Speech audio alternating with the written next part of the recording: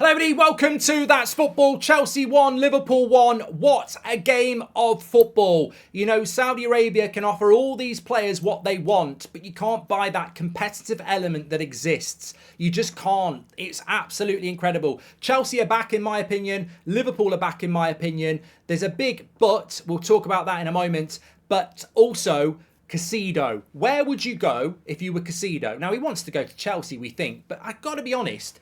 There is a spot in that Chelsea team for him, but I'd go to Liverpool because there is nobody holding that midfield. You would hold that midfield. You would hold that spot. I think that's what Liverpool need. I personally think Chelsea do need a midfielder, but I think they need a striker as well. But in relation to the game itself, I just think this is why we love football. This is why we love the Premier League. And it was the fixture of the weekend that you looked at and went, wow. And you know, we saw Poch and Klopp hugging at the end. They deserved that. It would have been brilliant for whoever won it, and it would have been drama and dramatic. But the draw was the right result across the game. Chelsea had their moments, Liverpool had their moments. The tempo from the start was good. Chelsea look a lot better than they did last season. They were a bit ropey in the first half an hour, but they found that goal from Disasi really gave them some confidence. And Chelsea fans are going to have to be patient. Of course they're going to have to be patient. But, you know, Pochettino won't win them league titles. That's not what he does, in my opinion. But what he does do is get you top four. He's brilliant at beating teams outside the top four. And I think starting with West Ham next week, that's going to be very interesting how Chelsea cope with it when they're the favourites. I still think they need to be active in the transfer window. Weak points, Conor Gallagher and Sterling. I think those two spots need changing quickly. I feel if you had a player next to Jackson with a little bit more about him, you probably win that game. And from Liverpool's point of view, obviously McAllister's playing in the wrong position. You want him playing further up the pitch with Szoboszlai and a holding midfielder. And I think if they had that today, they probably win the game. So you can see the improvement levels, but it'd be interesting. I mean, look, we might be completely missing the point. Chelsea play Liverpool. Maybe neither of them are that good. They just made each other look good. But I don't think that will be the case. I think both of them are going to gradually get better this season.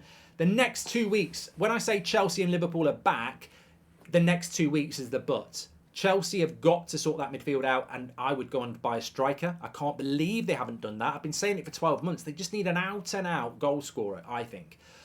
Liverpool got to solve that midfield. If neither of them solve those problems, then the season might be a challenge. I expect them to solve those problems, and I expect them to be very competitive this season. There's no reason, after what we've seen today, why they shouldn't be looking to be in the competition.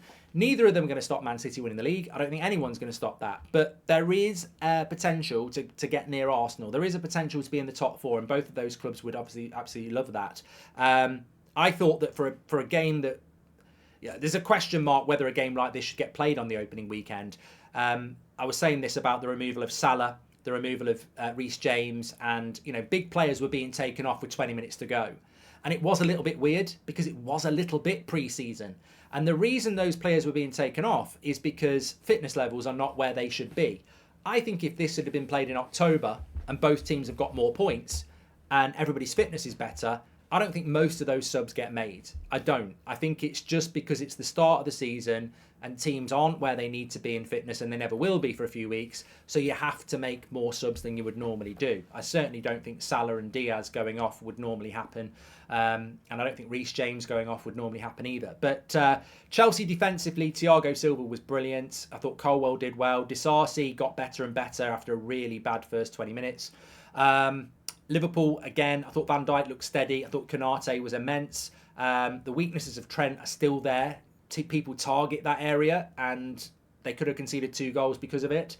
Robertson was steady. I thought McAllister did a very good job. And don't forget, I mean, we didn't even see the replay on the telly. Mudrik's through one-on-one. I thought he was going to score. Just overhits it. I haven't seen the replay. I don't know what he did, but that was a great chance. He then cut it back and McAllister made a great tackle. But McAllister played well, but you don't want him playing in that position. Szoboszlai in and out of the game, obviously will get better.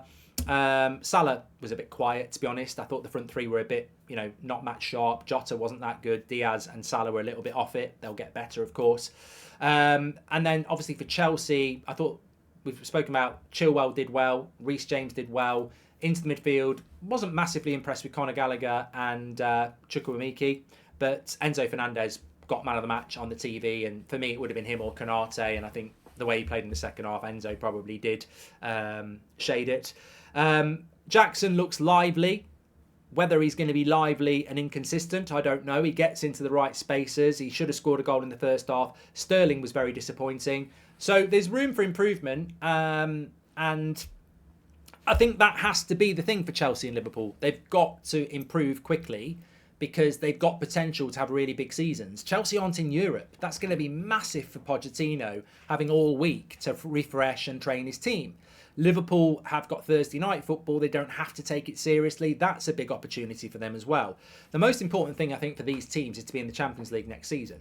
And they could both be in there. The 5th place could be enough this season anyway. So I think that's what they've got to look at. And start to the season, a point in a difficult game. Look, Arsenal beat Forest. They've got 3 points. But Arsenal played Forest at home. They didn't play at Stamford Bridge. So contextually, I think Liverpool would say that's a good point.